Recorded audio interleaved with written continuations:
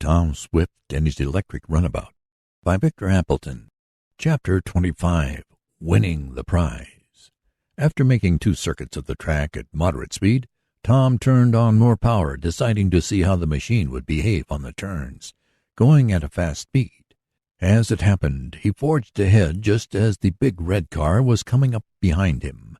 The driver of it took this for a challenge and threw his controller handle forward. "Come on," he cried to our hero when even with him. Tom did not want to decline the invitation, and the impromptu race was under way. Soon the green car came rushing up, and for 2 miles the three kept almost in line. It was evident that neither the green nor the red car drivers wanted to open out until they saw Tom do so. He was willing to oblige them, and suddenly increased his speed. They did the same and went ahead of him. Then Tom turned on a little more juice and got the lead, but the 2 men were right after him, and they seesawed like this for 2 more miles. Then, with a cry, the man in the red car, with a sudden burst of speed, left Tom and the green car behind. The green car was soon up to its rival, but Tom decided he would not spurt. The lad and his friends spent the early part of the night making a final inspection of the machinery, finding it in good order. Then, with his head filled with visions of the race on the morrow, Tom went to bed. He had made inquiries by telephone of the friends of Miss Nestor and learned that she had not arrived. Tom felt a distinct sense of disappointment. The day of the race could not have been better.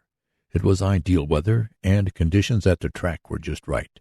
Tom was up early and went over every inch of his car with a nervous dread that he might find something the matter.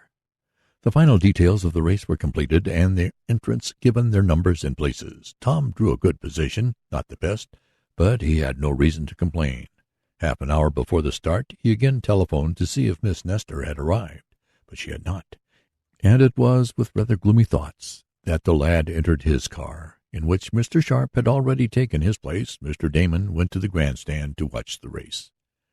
"I wanted Mary to see me win," thought our hero, for he had grimly set his mind on coming in ahead. There was a great crowd in the grandstand and scattered about the big track, which took in a large extent of territory. In spite of its size, 5 miles around, it seemed solidly packed for the entire length with autos, containing gay parties who had come to see the electric contest. There was the band playing gay airs as Tom guided his machine through the entrance gate and on entrance gate. The judges made their final inspection. There were 20 cars entered, but it was obvious that some of them would not last long, as their battery capacity was not large enough. Their owners might have relied on recharging, but how they could do this under the usual slow system and hope to win, Tom could not see. He hoped to run the entire distance on the single charge, but if by some accident part of his current should leak away, his battery could be charged in a short time by means of his new system, to run for a considerable distance, or he could install a new one already charged, for he had 2 sets on hand.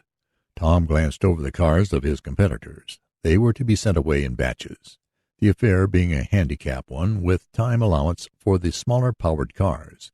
Tom noted that his car and the red one and the green ones were in the same bunch. Tom's car was purple. "Are you all ready?" asked the starter of the first group of races. "Ready," was the low-voiced response. Crack went the pistol, and there followed the hum of the motors as the current set the mechanism to work. Forward went the cars, amid the crash of the band and the cheers of the crowd. The big race was under way. "Do you feel nervous, Tom?" asked Mr. Sharp. "Not a bit," replied the lad. Around and around the track flew the speedy electrics.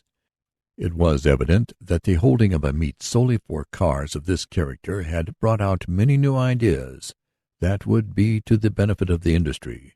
Some cars were freaks, and others, like Tom's, showed a distinct advance over previous styles of construction. A 500-mile race around a track is rather a monotonous affair, except for what happens, and things very soon began to happen at this race. As Tom had expected, several of the machines were forced to withdraw. Tire troubles beset some, and others found that they were hopelessly out of it because of low power or lack of battery capacity. Tom determined not to let the red or the green car gain any advantage over him. and so he watched those two vehicles narrowly. On the other hand, the red and the green electrics were evidently afraid of one another and of Tom. They all three kept pretty much together for the first 30 miles. By this time the race had settled down into a steady grind. There was some excitement when the steering gear of one car broke and it crashed into the fence, injuring the driver. But the race went on. The young inventor was holding his own with his two chief rivals and was feeling rather proud of his car when there came from it a report like a pistol shot. "Blowout!" yelled Tom desperately, steering to one of the several repair stations on the inner side of the track. "Be ready with the extra wheel, Mr. Sharp." "Right you are," cried the balloonist. The car was scarcely stopped when he had leaped out and had the lifting jack under the left rear wheel, where the tire had gone to the bed. He and Tom labored like Trojans to take off the wheel and put on the other. They lost 5 minutes, and when they got under way again, the red and the green cars were 3/4 of a lap ahead. "You've got to catch them," declared Sharp firmly. But the red and the green car drivers saw their advantage and were determined to hold it. Tom could not catch them without going his limit, and he did not want to do this just yet. However, he had his opportunity when about 200 miles had been covered. Both the red and the green cars had tire troubles, but the red one was delayed scarcely 2 minutes, as there was a corps of mechanics on hand to take off the defective wheel and put on another. Still, Tom regained his lost ground, and once more the race between those three cars was even. In the rear of Tom's car, Mr. Sharp was mending the blown-out tire. Though there was still one spare wheel on reserve, Tom in front peered eagerly at the track. Nearly side by side raced the red and green cars, the latter somewhat to the rear. It was at the 350th mile that Tom had another blowout. This time it took a little longer to change the wheel, and the red and green cars gained a full lap on him. The track was now so dusty that it was difficult to see the contesting cars. Many had dropped out, and more were on the verge of giving up. With the odds against him, Tom started in to regain the lost ground. Narrowly he watched his electric power. Slowly he saw it dropping. Would he have enough left to finish out the race? He feared not. The hours were passing. Still there was 100 miles yet to go, 20 circuits of the track. Some of the spectators were getting weary and leaving. The band played spasmodically. Suddenly Tom saw the red car shoot to one side of the track toward a charging station. The green car followed. "That's our cue," cried the young inventor. "We need a little more juice, and now is the time to get it." The lad ran to the shed where his charging wires were, and they were connected in a trice. He allowed 25 minutes for the charging, as he knew with his improved battery he could get enough current in that time to finish the contest before the red and green car drivers had finished installing new batteries, for they could not recharge as quickly as could our hero. Tom was on the track again, but in a little while his two rivals were after him. It was now a spectacular race. Around and around swept the three big cars. All the others were practically out of it. The crowd became lively airs. Mile after mile was reeled off. The day was passing. Tired and covered with dust from the track, Tom still sat at the steering wheel. "2 more laps," cried Mr. Sharp as the starter's pistol gave this warning. "Can you get away from 'em, Tom?" The red and the green cars were following closely. The young inventor looked back and nodded. He turned on more power, almost to the limit that he was saving for the final spurt. But after him still came the two big cars. Suddenly the red car shot ahead. Just as the last lap was beginning, the green car tried to follow, but there was a flash of fire, a loud report, and Tom knew a fuse had blown out. There was no time for his rival to put in a new one. The race was now between Tom and the red car. Could the lad catch and pass it? They were now only a mile from the finish. The red car was 3 lengths ahead. With a quick motion, Tom turned on the last bit of power. There seemed to come a roar from his motor, and his car shot ahead. It was on even terms with the red car when what Tom had been fearing for the last 5 minutes happened. His fuse blew out. "Too bad. It's all up with us," cried Mr. Sharp. "No," cried Tom in a ringing voice. "I've got an emergency fuse ready." He snapped a switch in place, putting into commission another fuse. The motor that had lost speed began to pick it up again. Tom had pulled back the controller handle, but he now shoved it forward again, notch by notch, until it was at the limit.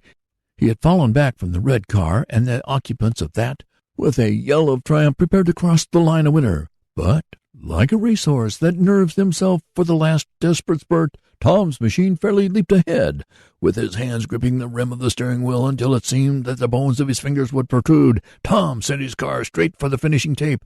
There was a yell from the spectators. Men were standing up, waving their hats and shouting. Women were fairly screaming. Mr. Damon was blessing everything within sight. Mr. Sharp, in his excitement, was pushing the back of the front seats as if to shove the car ahead. Then, as the pistol announced the close of the race, Tom's car, with what seemed a mighty leap, like a hunter clearing a ditch, forged ahead and crossed the line a length in advance of the red car. Tom Swift had won. Amid the cheers of the crowd, the lad slowed up, and at the direction of the judges wheeled back to the stand to receive the prize. A certified check for $3,000 was handed him, and he received the congratulations of the racing officials. The driver of the red car also generously praised him. "You won fair square," he said, shaking hands with Tom.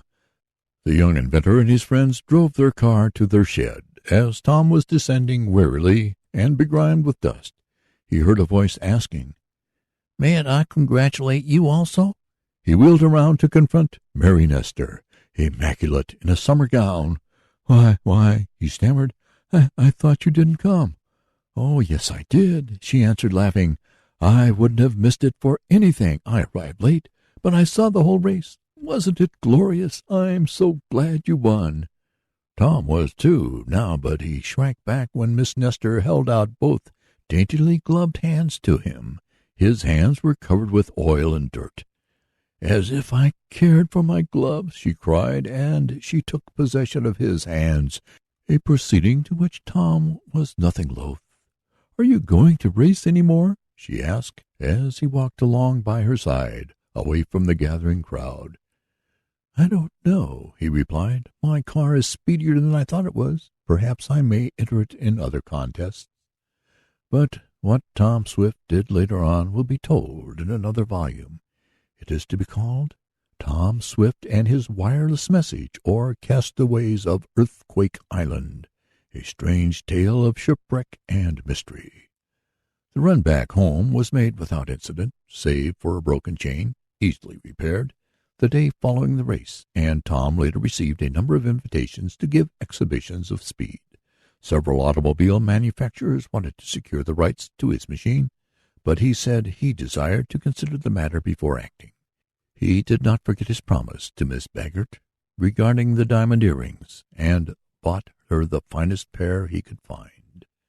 "Come on, Mr. Sharp," proposed Tom a week or so after the big race. "Let's go for a spin in the airship. I want to see how it feels to be among the clouds once more." And they were soon soaring aloft. The new bank, started by Mr. Foger, did not flourish long. It closed its doors in less than 6 months. But the old institution was stronger than ever. Mr. Berg disappeared, and Tom never learned whether the agent really was the man he had chased and whose watch charm he tore loose, though he always had his suspicions. Nor did he ever develop who crossed the electric wires so that Tom was nearly fatally shocked. Andy Foger disliked our hero more than ever, and on several occasions caused him not a little trouble, but Tom was able to look after himself. The end.